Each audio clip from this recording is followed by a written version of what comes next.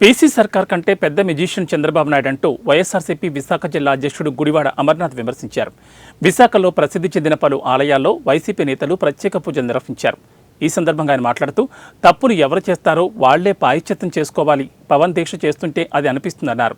శ్రీవారి లడ్డూతో చంద్రబాబు రాజకీయం చేస్తున్నారన్నారు.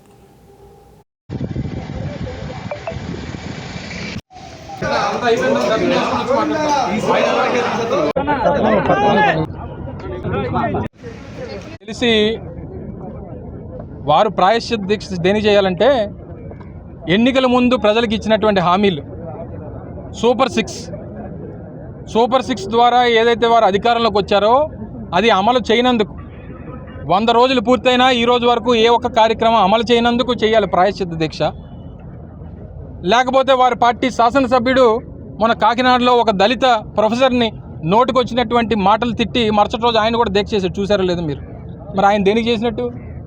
అంటే ఎవరైతే తప్పులు చేస్తారో వాళ్ళే ప్రాయశ్చిత్త దీక్షలు చేస్తారు.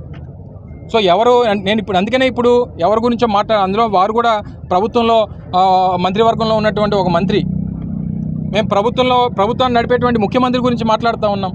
ముఖ్యమంత్రి స్థాయిలో ఒక మాట మాట్లాడిన తర్వాత దాన్ని నిరూపించాల్సినటువంటి బాధ్యత ఉంది. లేదా నువ్వు నిరూపించకపోతే ఇండిపెండెంట్ బాడీ అయినటువంటి